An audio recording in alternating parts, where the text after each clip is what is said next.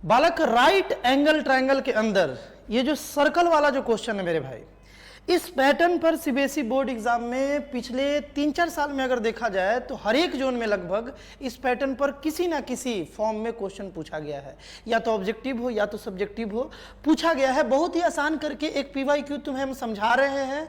अगर इसे अच्छे से समझ गए तो इस पैटर्न पर कोई भी क्वेश्चन आएगा तुम आसानी से उसे हैंडल कर सकते हो। क्वेश्चन ये है मेरे भाई कि the hypotenuse of a right angle triangle is 10 centimetre, है ना, and the radius of the inscribed circle is 1 centimetre. कहने का मतलब ये है कि यहां पर एक राइट एंगल ट्रायंगल है, राइट एंगल ट्रायंगल के अंदर एक सर्कल इंस्क्राइब्ड है, ट्रायंगल के अंदर एक सर्कल है, इस सर्कल का रेडियस 1 सेंटीमीटर है ना, और ट्रायंगल का जो ये हाइपोटेन्यूज है बालक ये 10 है, ये टोटल 10 सेंटीमीटर है ना। सर्कल का यह रेडियस बना लेते हैं, जैसे मान लो मेरे भाई कि ये सेंटर है तो ये जो रेडियस है ये 1 सेंटीमीटर यहाँ पर दिया हुआ है। इतना हमको डेटा दिया हुआ है, हमसे इस ट्रायंगल का पेरीमीटर पूछा जा रहा है। बिल्कुल इसी पैटर्न पर क्वेश्चन बनाया जाएगा, है ना, एकदम ध्यान से, एकदम आसान करके हम तुम्हें बता रहे हैं यहाँ पर। मेरे भाई मान लेते हैं इसको ABC एक राइट एंगल ट्रायंगल है, ठीक है। पॉइंट ऑफ कॉन्टेक्ट जो है, जैसे ये जो सर्कल है इसके लिए AB भी टेंजेंट बन गया ना, BC भी टेंजेंट बन गया और AC भी टेंजेंट बन गया।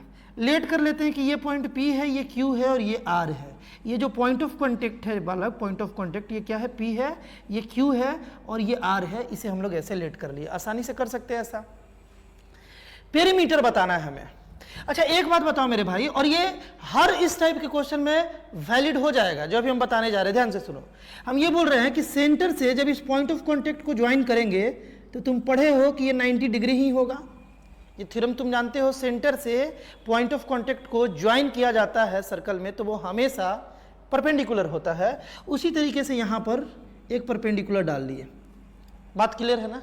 ये 90, ये 90 और ये भी तो 90 है ना। ABC एक राइट एंगल ट्रायंगल था, यहाँ पर हम 90 लिए हुए थे, तभी तो इसको हाइपोटेन्यूज बोल रहे थे। तो ये 90 है। अब बताओ किसी क्वाड्रिलेटरल में अगर 3 एंगल 90 है तो फोर्थ अपने आप 90 हो जाएगा, यानी कि ये भी मेरे भाई 90 हो जाएगा। ये चारों का चारों 90 हो गया, है ना। फोर्थ तो अपने आप 90 होगा, तब ना चारों का सम, चारों एंगल का सम 360 हो जाएगा।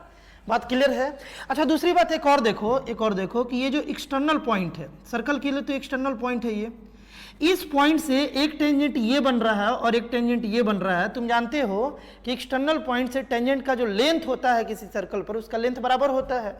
यानी कि इस थ्योरम के कॉन्सेप्ट से ये वाला साइड और ये वाला साइड दोनों बराबर है ना। BP जो है मेरे भाई, BP जो है ये BQ के बराबर है, क्योंकि किसी भी एक्सटर्नल पॉइंट से सर्कल पर जब हम टेंजेंट डालते हैं तो टेंजेंट का लेंथ मतलब कि B से P तक और B से Q तक ये बराबर होता है। तो अब एक बात बताओ कि P इसको O अगर मान लें हम, तो POQB जो यहाँ क्वाड्रिलेटरल दिख रहा है, इसमें चारों एंगल 90-90 है और एडजेसेंट साइड इक्वल है, तो पक्का है कि ये स्क्वायर होगा।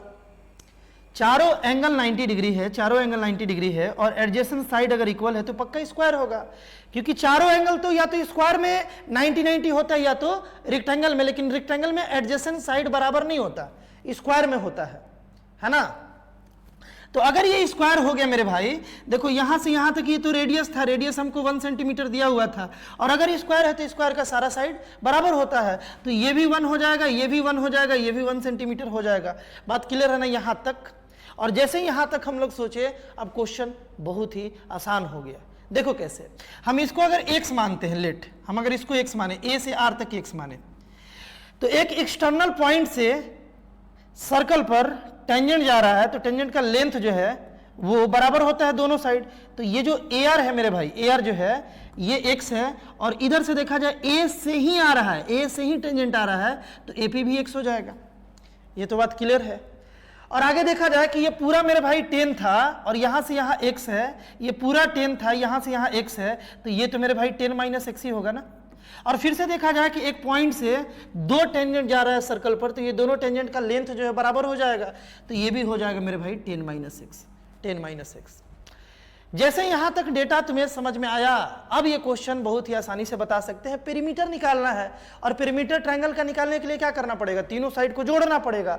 तो यहां पर मेरे भाई जो इसका पेरीमीटर होगा वो होगा AB + BC plus A C, perimeter of the triangle. A B कितना है, x और 1 है, तो लिखेंगे x प्लस 1। फिर बी सी कितना है मेरे भाई, बी सी कितना है, 1 है और प्लस 10 माइनस एक्स है, इसे भी लिख लिए 1 और 10 माइनस एक्स। और फिर ए सी कितना है मेरे भाई, x है और फिर 10 माइनस एक्स है, 10 माइनस एक्स है मेरे भाई। बात क्लियर है।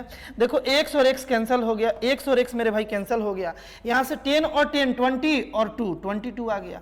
22 ही इस क्वेश्चन का मेरे भाई राइट आंसर था, 22 सेंटीमीटर ही इस क्वेश्चन का राइट आंसर था। इस पैटर्न पर कोई भी क्वेश्चन आए, बस इस कॉन्सेप्ट को ध्यान रखोगे जो यूज हुआ है इस क्वेश्चन को बनाने में, इस पैटर्न को तुम बहुत ही आसानी से हैंडल कर लोगे। कई एक बार तो ऑब्जेक्टिव में भी पूछ दे रहा है, तो तुम्हें फास्ट यही बात सोचना होगा वहां।